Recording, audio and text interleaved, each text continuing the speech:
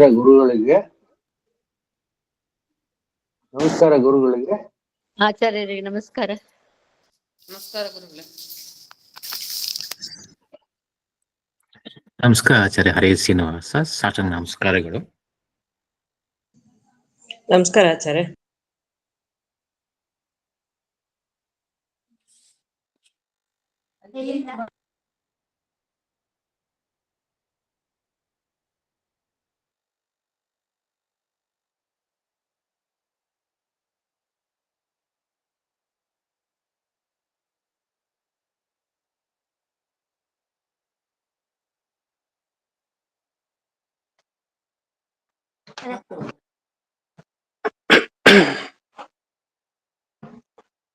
ಸುಮತಿಭಿರನುಮೇಯಂ ಶುಭ್ರಕಾಯಂ ಸಖಾಯಂ ಸುಖಮಜಮನಪಾಯಂ ಮುಕ್ತ್ಯುಪಾಯಂ ವಿಮಾಯಂ ದ್ರಹಜಮಹಮಮೇಯಂ ಧ್ಯೇಯಮಾಮ್ನಾಯಗೇಯಂ ಸದಜಮಸದಜೇಯಂ ಶ್ರೀಸಹಾಯಂ ಭಜೇಯಂ ಅಂಜನಾಸೂನು ಸಾನ್ನಿಧ್ಯಾದ್ ವಿಜಯೇನ ವಿರಾಜಿತಂ ಅಜಿತಪ್ರೀತಿಜನಕಂ ಭಜೇಹಂ ವಿಜಯಧ್ವಜಂ ತಪಸ್ವಾಧ್ಯಾಯ ಶುಶ್ರೂಷಾ ಕೃಷ್ಣಪೂಜಾರತಂ ಮುನಿಂ ವಿಶ್ವೇಶಮಿಷ್ಟದಂ ವಂದೇ ಪರಿಮ್ರಾಟ್ ಚಕ್ರವರ್ತಿನಂ.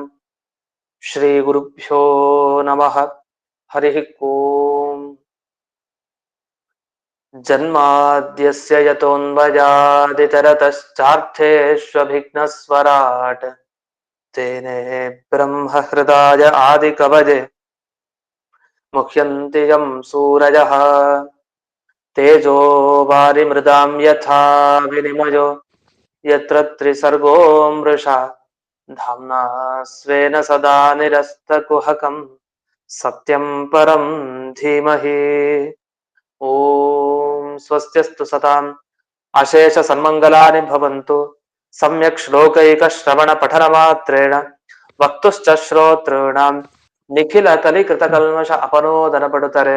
ಶ್ರೀಮದ್ಭಾಗವತೆ ಮಹಾಪುರಾಣೆ ದ್ವಿತೀಯ ಸ್ಕಂಧೆ ದ್ವಿತೀಯಾಧ್ಯಾಯೇ ಅದ್ಯ ಕಥಾನುವಾದೆ ಸತಿ ಕಿಂಚಿತ್ ಪೂರ್ವ ಕಥಾನುವಾದಃ.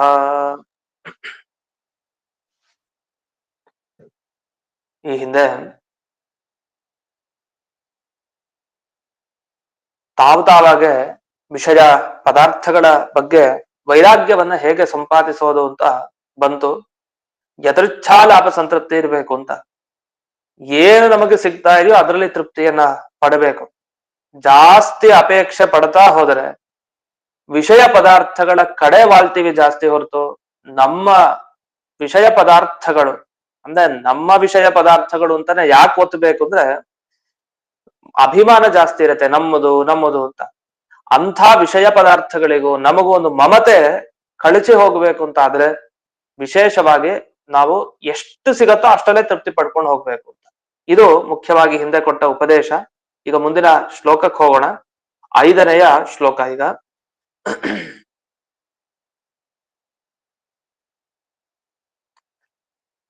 ಚೀರಾಣಿ ಕಿಂ ಪಥಿ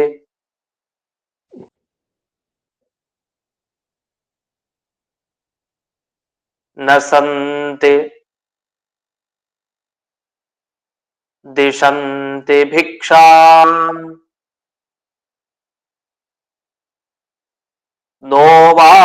ನೋವಾಂಘ್ರಿಪಾಃ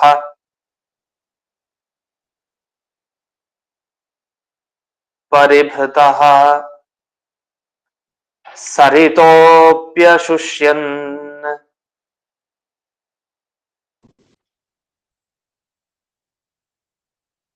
ರುದ್ಧಾ ಗುಹಾಃ ಕಿಮವಧೂತ ಸಹನ್ನ ಕೃಷ್ಣಃ ಕಸ್ಮಾತ್ ಭಜಂತಿ ಕವಯೋ ಧನರುರ್ಮದಾಂಧಾನ್.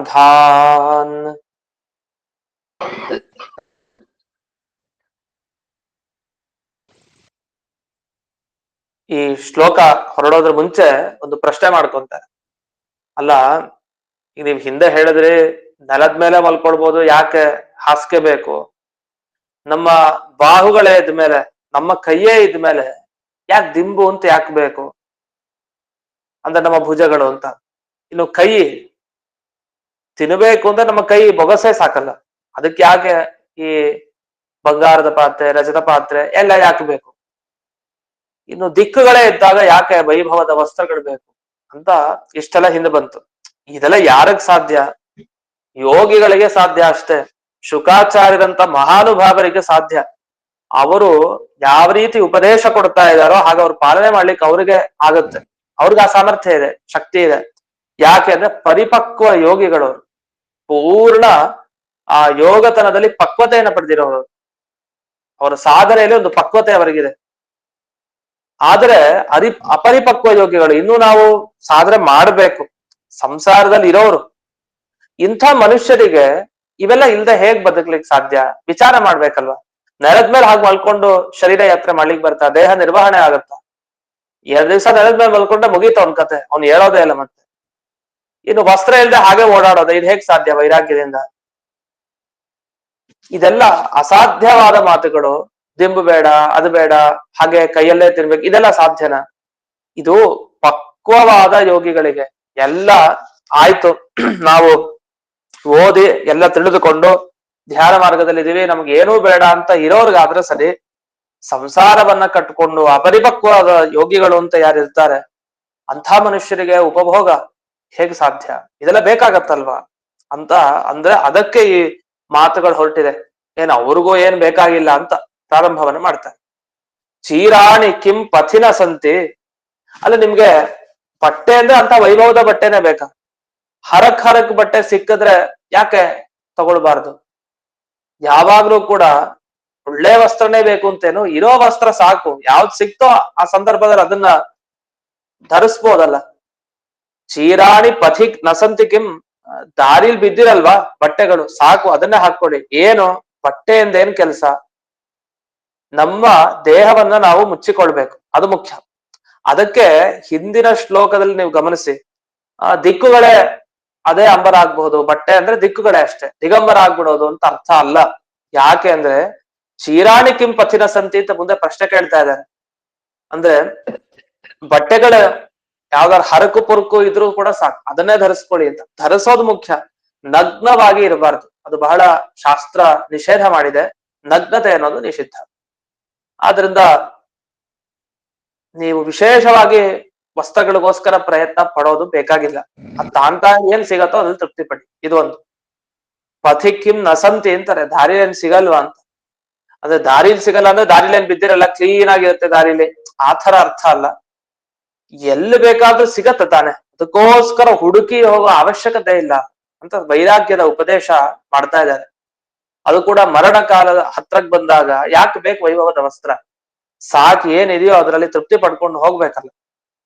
ಇನ್ನು 2ನೇ ಮಾತು, ಪರಿಭೃತಃ ಅಂಘ್ರಿಪಾಹ ನೋ ದಿಶಂತಿವ. ಅಲ್ಲ, ನಾವು ಊಟಕ್ಕೆ ಪ್ರಯತ್ನ ಪಡ್ಬೇಕಲ್ವಾ? ಸುಮ್ನೆ ಹಾಗೆ ಕೂತ್ರೆ ಊಟ ಹಾಗೆ ಬಂದು ಉದುರತ್ತ? ಹಾಗೆ ನಾವು ಮರದಿಂದ ಹಣ್ಣುಗಳು ಬೀಳ್ಲಿದ್ರೆ ಬೀಳತ್ತ?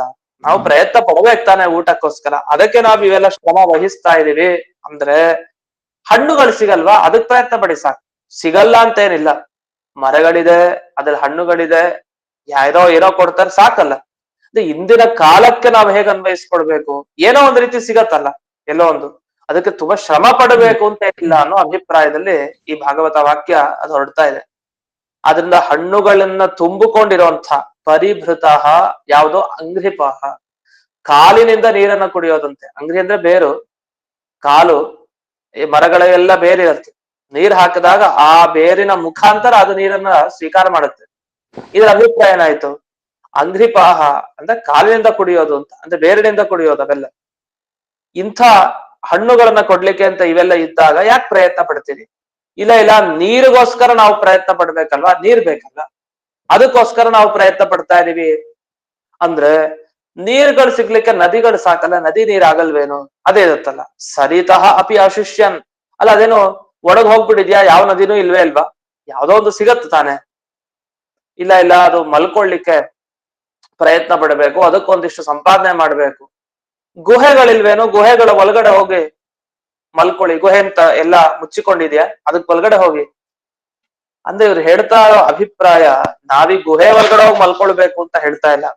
ಆದ್ರೆ ಯಾವ್ದು ಸಿಕ್ಕಿದೆ ಅದನ್ನೇ ಗುಹೆ ಅನ್ಕೊಂಡು ಅಲ್ಲೇ ಇದೆ, ತುಂಬಾ ಅಪೇಕ್ಷೆ ಪಡ್ಬೇಕು ಅಂತ ಯಾಕೆ ಅಂತ ಈ ಭಾವನೆಯಲ್ಲಿ ವೈರಾಗ್ಯದ ಉಪದೇಶ. ಅಷ್ಟೇ ಅಲ್ಲ, ಅಲ್ಲೆಲ್ಲ ಕ್ರೂರ ಮೃಗಗಳಿರ್ತಾವೆ, ಗುಹೆ ಒಳಗಡೆ ಹೋದ್ರೆ ಅಲ್ಲೆಲ್ಲ ಸುತ್ತಲೂ ಮುತ್ತಲು ನಾವ್ ಹೇಗ್ ಹೋಗಲ್ ವಾಸ ಮಾಡ್ಲಿಕ್ಕೆ ಸಾಧ್ಯ, ಹೋಗ್ ಗುಹೆ ಒಳಗಡೆ ಇರಿ ಅಂದ್ರೆ ಇದೊಂದು ಉಪದೇಶ ಕೊಡೋದಾ ಅಂತ ಅನಿಸಿದ್ರೆ ಹಾಗೇನೋ ಭಾವಿಸ್ಬೇಡಿ. ಭಗವಂತ ಇದಾನಲ್ವಾ, ಅಂಥ ಸ್ನೇಹಿತ ಮತ್ತೊಬ್ಬರಿಗೆ ಸಿಗ್ತಾನ. ದೇವರನ್ನು ನಂಬಿದ ಮೇಲೆ ಆ ಸಿಂಹ ಎಲ್ಲಿ, ಆ ಹುಲಿಯಲ್ಲಿ ಯಾವ್ದು ನಿಮಗೆ ತೊಂದರೆ ಕೊಡಲ್ಲ, ಯೋಚಿಸ್ಬೇಡಿ. ಕೃಷ್ಣ ಅವಧೂತ ಸಹೃತ್ ನ ಕಿಂ. ಕೃಷ್ಣ ಪರಮಾತ್ಮ ಎಲ್ಲ ತನ್ನ ಕಡೆ ಸೆಳೆಯೋನು. ಅದು ಪಶು ಇರ್ಲಿ, ಪ್ರಾಣಿ ಇರ್ಲಿ, ಪಕ್ಷಿ ಏನ್ ಬೇಕಾದಿರ್ಲಿ, ತನ್ನ ಎಡೆಗೆ ಸೆಳೆಯುವಂತ ಶಕ್ತಿ ಕೃಷ್ಣನಿಗಿದೆ. ಎಲ್ಲ ಲೌಕಿಕಾಭಿಮಾನ ಬಿಟ್ಟಿದ್ದಾನೆ.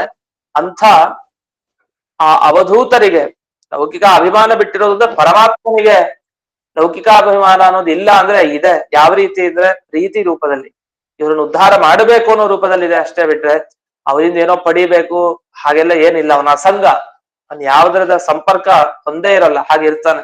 ಆಕಾಶದಂತೆ ಗಾಳಿಯಂತೆ ಇರ್ತಾನೆ ದೇವರು. ಅಂತೂ ಅವಧೂತರು ಅಂತಂದ್ರೆ ಏನು, ಲೋಕದ ಮೇಲೆ ಅಭಿಮಾನ ಬಿಟ್ಟಿರ್ಬೇಕಂತೆ, ಅಂಥವ್ರು ಅವಧೂತರು ಅಂತ.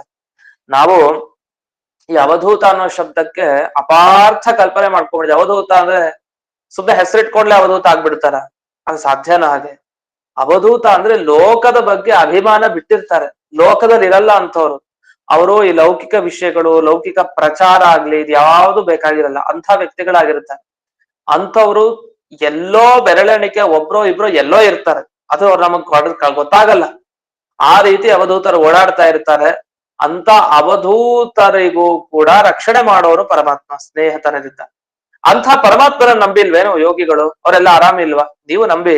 ಆದ್ರಿಂದ ಸುಮ್ಮನೆ ವ್ಯರ್ಥವಾಗಿ ಬೇಕು ಬೇಕು ಅಂತ ಹೇಳಿ ಧನ ದುರ್ಮದಾಂಧಾನ್, ದುಡ್ಡಿದೆ ಅಂತ ಮದ ಇರತ್ತಲ್ಲ, ತುಂಬಾ ಮದ. ಅಂದ್ರೆ ರಾಜರು ಅಂತ ಕೊಡ್ತಾರೆ, ಅಂತ ದುಡ್ಡಿರೋರು ಯಾರು ಬೇಕಾದ್ರೆ ತಗೋ. ದುಡ್ಡಿರೋರು ತುಂಬಾ ಜನ ಇರ್ತಾರೆ, ದುಡ್ಡಿನ ಮದ ಜಾಸ್ತಿ ಆಗಿರುತ್ತೆ. ಅಂತವ್ರ ಹತ್ರ ಹೋಗಿ ಯಾಕೆ ಬೇಡ್ತೀರಿ, ಯಾಕೆ ಬೇಕು? ಇದ್ದದ್ರಲ್ಲಿ ತೃಪ್ತಿ ಪಡಿ, ಆಶ್ರಯಿಸ್ಬೇಡಿ, ಅಂಥವ್ರನ್ನ ಬಿಟ್ಬಿಡಿ. ಯಾಕೆ ಅಷ್ಟೊಂದು ಓಲೈಸ್ತೀರಿ? ಬೇಡ ಅಂತ ಈ ಉಪದೇಶವನ್ನ ಶುಕಾಚಾರ್ಯರು ಇಲ್ಲಿ ನೀಡಿದ್ದಾರೆ. ಕವಯಃ, ಜ್ಞಾನಿಗಳಾದವ್ರು ಏನ್ ಮಾಡ್ತಾರೆ, ಧನ ದುರ್ಮದಾಂಧಾನ್, ದುರ್ಮದ, ಕೆಟ್ಟ ಮದ ಇರುತ್ತೆ ಧನದಿಂದ, ದುಡ್ಡಿನ ಮದ ಅಷ್ಟಿರುತ್ತೆ ಅವ್ರಿಗೆ. ಅಂಥ ಮದದಿಂದ ಎಲ್ಲ ಕಣ್ಣನ್ ಕಳ್ಕೊಂಡ್ಬಿಟ್ಟಿರ್ತಾರೆ, ಕುರುಡ್ರ ತರ ವ್ಯವಹಾರ ಮಾಡ್ತಾರೆ. ಕಣ್ಣಿಲ್ದೇ ಇರೋನ್ ಹೇಗ್ ವ್ಯವಹಾರ ಮಾಡ್ತಾನೋ ಹಾಗೆ ಮಾಡ್ತಾ ಇರ್ತಾರೆ ದುಡ್ಡಿರೋರು, ಜಾಸ್ತಿ ಇರೋರು. ಹಾಗಾಗಿ ಅವನ್ನೆಲ್ಲ ಬಿಟ್ಟು ಸ್ವತಂತ್ರವಾಗಿ ಏನು ಬೇಕೋ ಅದರಲ್ಲಿ ತೃಪ್ತಿಯನ್ನ ಪಡ್ಕೊಳ್ಳಿ ಅಂತ ಹೇಳ್ತಾರೆ. ಇದೇ ಸಂದರ್ಭದಲ್ಲಿ ವಿಜಯಧ್ವಜ ತೀರ್ಥರು ಶ್ಲೋಕಗಳನ್ನ ಉಲ್ಲೇಖ ಮಾಡ್ತಾರೆ. ಅಲ್ಲಿ ಯಾದುಪತ್ಯದಲ್ಲೂ ವಿವರಣೆ ಮಾಡಿದ್ದಾರೆ, ಅದನ್ನ ನೋಡ್ಬೋದು.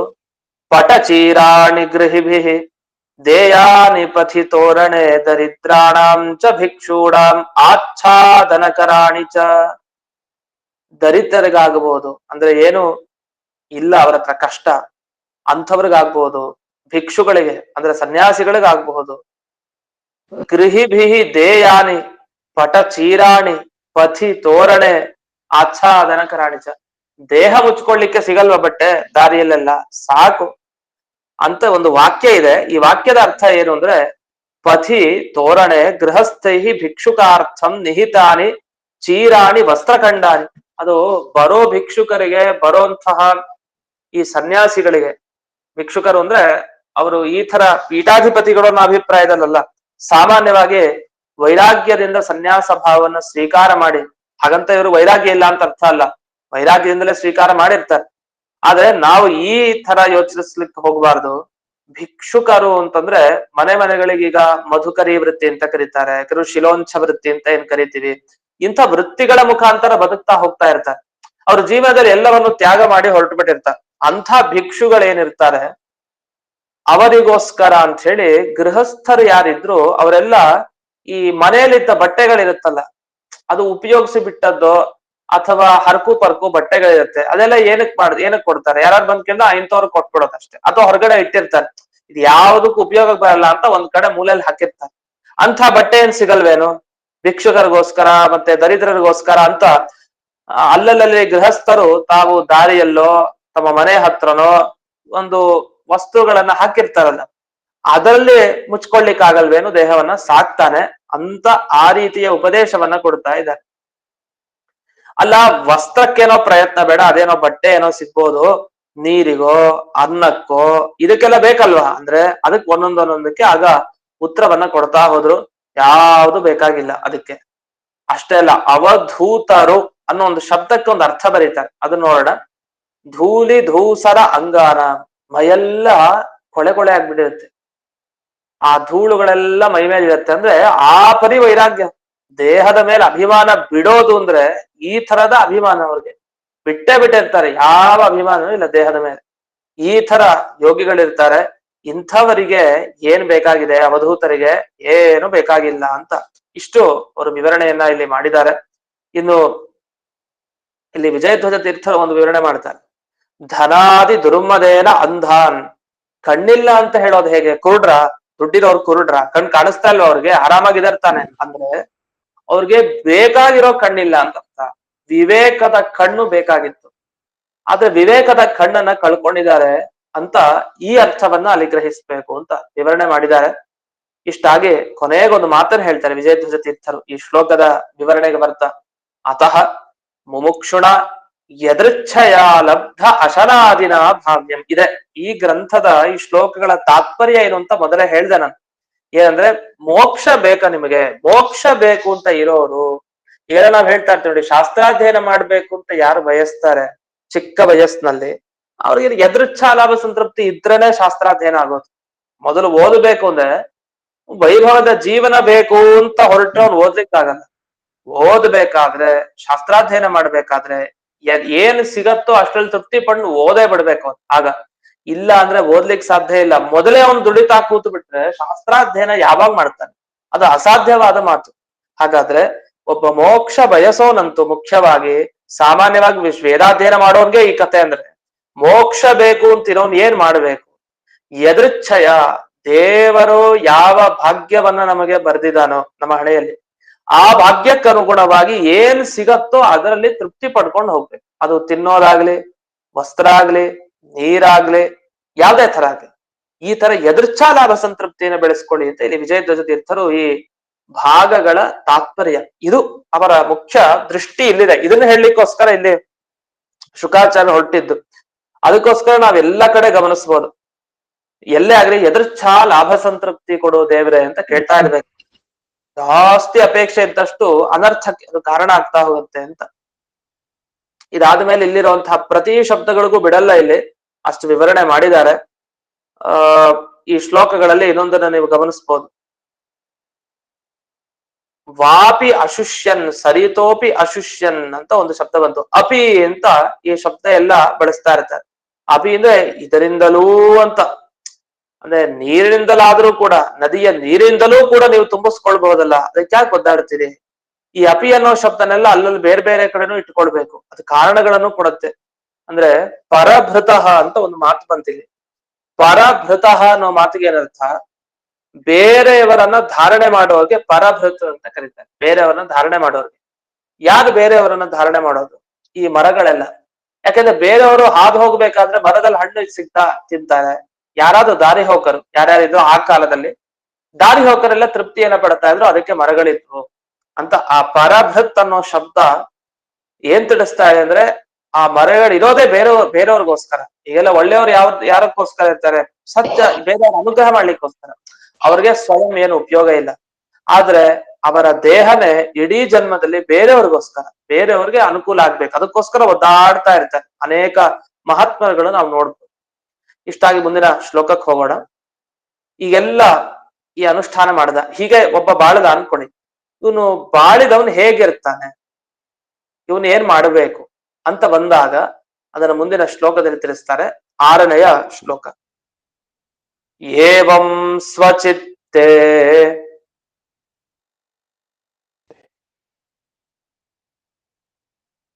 ಸ್ವತಯೇವ ಸಿದ್ಧೇ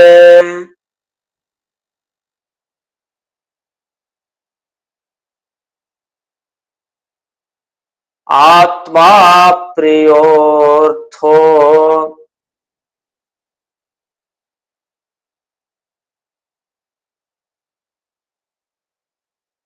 ಭಗವಾನನಂತಹ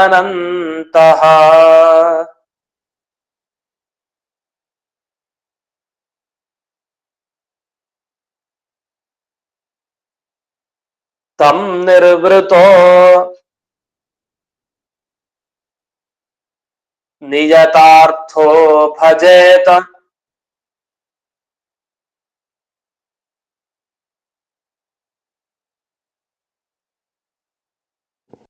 ಸಂಸಾರ ಹೇತು ಪರಮಶ್ಚ ಯತ್ರ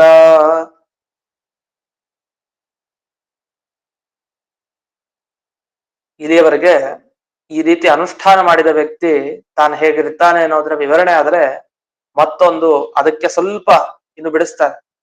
ಇಲ್ಲಿವರೆಗೆ ನಮ್ಮ ಮನಸ್ಸನ್ನ ಗೆಲ್ಲೋದು ಹೇಗೆ ಅನ್ನೋ ವಿಷಯದ ಬಗ್ಗೆ ಎರಡು ತರ ಹೇಳಿದ್ರು. ಅಂದ್ರೆ ಈ ಚೀರಾಣಿ ಕಿಂಪತಿನ ಸತಿ ಹಿಂದಿನ ಶ್ಲೋಕ ಆಗ್ಬೋದು, ಅದರ ಹಿಂದಿನ ಶ್ಲೋಕ ಆಗ್ಬೋದು. ಹಾಗೆ ಮನಸ್ಸನ್ನ ಗೆದ್ದವನು ಏನ್ ಮಾಡ್ಬೇಕು, ಅವನ ಯೋಗ್ಯತೆಗೆ ತಕ್ಕಂತೆ ಧ್ಯಾನ ಮಾಡ್ಬೇಕು. ಆ ಧ್ಯಾನವನ್ನ ಮಾಡೋ ಕ್ರಮ ಹೇಗೆ ಅದನ್ನ ಈಗ ಬಿಡಿಸ್ತಾ ಹೋಗ್ತಾರೆ. ಆ ಬಿಡಿಸೋದನ್ನ ಈ ಶ್ಲೋಕದಲ್ಲಿ ಹೇಳಿದ್ದಾರೆ. ಏವಂ ಹೀಗೆ ಹೇಳಿದಂತೆ ದೇವರ ಕೃಪೆಯಿಂದ ಎಷ್ಟು ಸಿಗತ್ತೋ ಅಷ್ಟು ಆಹಾರ ಜೀವನವನ್ನ ಅವನು ಪಾಲಿಸ್ತಾ ಹೋದ್ರೆ, ನಿಯಮಗಳನ್ನ ಪಾಲಿಸ್ತಾ ಹೋದ್ರೆ ಆಗ ದೇವರು ಅವನ ಮನಸ್ಸಿಗೆ ಬರ್ತಾನೆ. ಅಂದ್ರೆ ಜಾಸ್ತಿ ಬೇಕು ಬೇಕು ಅಂತಿದ್ದಾಗ ವಿಷಯದ ಕಡೆ ಓಡೋಗ್ತಾ ಇರ್ತಾನೆ. ಯಾವಾಗ ಅದು ಅಷ್ಟಕ್ಕಷ್ಟೇ ಅಂತ ಸೀಮಿತ ಆಗುತ್ತೋ ದೇವರ ಕಡೆ ಬಾಳ್ತಾನೆ, ದೇವರು ಅವನ ಮನಸ್ಸಿಗೆ ಬರ್ತಾನೆ. ಹಾಗಾದ್ರೆ ದೇವರು ಯಾವಾಗ ಮನಸ್ಸಿಗೆ ಬರ್ತಾನೋ ಅದಕ್ಕೆ ಕಾರಣವೂ ಕೂಡ ಮುಖ್ಯ ಏನು, ಸ್ವತಃ ದೇವರೇ ಬರಬೇಕು, ಅವನ ಅನುಗ್ರಹ ಇದ್ರೆ ಮಾತ್ರ ಸಾಧ್ಯ. ಆ ಭಗವಂತ ಹೇಗಿರ್ತಾನೆ, ಅವನ ಮನಸ್ಸಿಗೆ ಬಂದ ದೇವರು ಭಗವಂತ ಹೇಗಿರ್ತಾನೆ, ಅನಂತಹ ಆತ್ಮ ಪ್ರಿಯ ಅರ್ಥ. ಅನಂತಹ ಅಂದ್ರೆ ಅಂತ್ಯನೇ ಇಲ್ಲ, ದೇವರಿಗೆ ಅಂತ್ಯ ಇಲ್ಲ. ಅಂತ್ಯ ಇಲ್ಲ ಅಂದ್ರೆ ನಾಶ ಇಲ್ಲ ಅಂತ. ಈಗ ದೇವರು ಎಲ್ಲಿರ್ತಾನೆ, ಅವನ ಮನೆಯಲ್ಲಿ ಮಾತ್ರ ಇರ್ತಾನೆ, ಹೊರಗಡೆ ಬರೋದೇ ಇಲ್ಲ ದೇವರು ಹೀಗೆ ಹೇಳ್ತೀವ? ಇಲ್ಲ, ದೇವರು ಎಲ್ಲ ಕಡೆ ಇರ್ತಾನೆ, ಎಲ್ಲ ದೇಶಗಳಲ್ಲೇ ಇದ್ದಾನೆ. ಅವನು ಒಂದು ಕಡೆಯಲ್ಲಿ ಇಲ್ಲ ಅಂತ ಹೇಳಿಕ್ ಸಾಧ್ಯ ಇಲ್ಲ. ಅಂಥ ಅನಂತ ಅವನು ಪರಮಾತ್ಮ. ಅಷ್ಟೇ ಅಲ್ಲ, ಇಂಥ ಟೈಮ್ ನಲ್ಲಿ ಭಗವಂತ ನಿದ್ರೆ ಮಾಡಿದ್ದ ಅವನು ಗೊತ್ತಾಗ್ಲಿಲ್ಲ, ಹಾಗೆಲ್ಲ ಇಲ್ಲ. ಎಲ್ಲಾ ಕಾಲದಲ್ಲೂ ಇರ್ತಾನೆ, ಎಚ್ಚರದಿಂದಲೇ ಇರ್ತಾನೆ. ಆತ್ಮ ಆಯ್ತು. ಪ್ರಿಯ ಅರ್ಥ, ಅವನು ಎಷ್ಟು ಇಷ್ಟ ಅಂದ್ರೆ ಭಗವಂತ ಅಂಥವನಿಗೆ, ಯಾರು ಯದೃಚ್ಛಾಲಾಭ ಸಂತೃಪ್ತಿ ಅಂತ ಇರ್ತಾನೆ ಅಂಥವನಿಗೆ ಭಗವಂತ ಎಷ್ಟು ಇಷ್ಟ ಅಂದ್ರೆ ಅವನ ದೇಹನೂ ಲೆಕ್ಸಲ್ಲ, ಅವನ ದೇಹವನ್ನು ಲೆಕ್ಕಿಸದೆ ಅವನು ಇರ್ತಾನಂತೆ. ಹೀಗೆ ಹೆಂಡತಿ ಆಗ್ಬಹುದು, ತನ್ನ ಮಕ್ಕಳಾಗಬಹುದು, ತನ್ನ ದೇಹವೇ ಆಗಬಹುದು, ಯಾವುದನ್ನು ಲೆಕ್ಕಿಸೋದಿಲ್ಲ, ಆ ರೀತಿ ಇರ್ತಾನೆ. ಇಂಥ ವ್ಯಕ್ತಿ ತಾನು ದೇವರಲ್ಲಿ ತನ್ನ ಯೋಗ್ಯತೆಗೆ ತಕ್ಕಂತೆ ಏನಾದ್ರೂ ಧ್ಯಾನವನ್ನ ಮಾಡಿದ್ರೆ ಆಗ ಅವನಿಗೆ ಏನ್ ಲಾಭ ಈ ಧ್ಯಾನ ಮಾಡೋದ್ರಿಂದ ಅಂದ್ರೆ ಸಂಸಾರ ಹೇತು ಪರಮಃ. ಈ ಸಂಸಾರ ಸಿಗ್ಲಿಕ್ಕೆ ಏನ್ ಕಾರಣ, ಅಜ್ಞಾನ, ಅವಿದ್ಯೆ, ಇದೇ ಕಾರಣ. ಅಂದ್ರೆ ತನ್ನ ಬಗ್ಗೆ ತನಗ್ ಸರಿಯಾಗಿ ಗೊತ್ತಿಲ್ಲ, ನಮ್ಮ ಬಗ್ಗೆ ನಮಗ್ ಗೊತ್ತಿಲ್ಲ, ದೇವರ ಬಗ್ಗೆನೂ ಸರಿಯಾಗಿ ಗೊತ್ತಿಲ್ಲ. ಎರಡು ಕಾರಣದಿಂದ ಸಂಸಾರಕ್ಕೆ ಬಂದ್ ಬಿದ್ದಿದೀವಿ. ಸಂಸಾರ ಹೋಗೋದು ಹೇಗೆ, ಆ ಸಂಸಾರಕ್ಕೆ ಕಾರಣವಾದ ಅಜ್ಞಾನ ಎಲ್ಲ ಹೋಗ್ಲಿಕ್ಕೆ ಶುರುವಾಯ್ತು. ಅಷ್ಟೇ ಅಲ್ಲ, ಈ ಧ್ಯಾನ ಮಾಡ್ತಾ ಮಾಡ್ತಾ ಮುಂದೆ ಮೋಕ್ಷವನ್ನು ಪಡಿತಾನೆ. ರೋಮಾಂಚನ ಆಗತ್ತಂತೆ ಈ ತರ ಕೂತು. ಎದೃಚ್ಛಾ ಲಾಭ ನೀವು ಗಮನಿಸಿ, ಎಷ್ಟೆಷ್ಟು ಸಿಗತ್ತೋ ಅಷ್ಟಿಂದಲೇ ತೃಪ್ತಿ ಪಟ್ಕೊಂಡು ಅನೇಕ ಜನರು ಇರ್ತಾರೆ, ಹಾಗೆ ಹೋಗ್ತಾ ಇರ್ತಾರೆ, ಜೀವನದಲ್ಲಿ ಆರಾಮ ಇರ್ತಾರೆ, ಯಾವುದೇ ಚಿಂತೆ ಇಲ್ಲ. ಬೇಕ್ ಜಾಸ್ತಿ ಅಂತ ಇರೋರ್ಗೆ ಚಿಂತೆ, ಬೇಡ ಎಷ್ಟಿದೆಯೋ ಅಷ್ಟು ಆರಾಮಾಗಿ ಜೀವನವನ್ನ ಸಾಗಿಸ್ತಾ ಇರ್ತಾರೆ.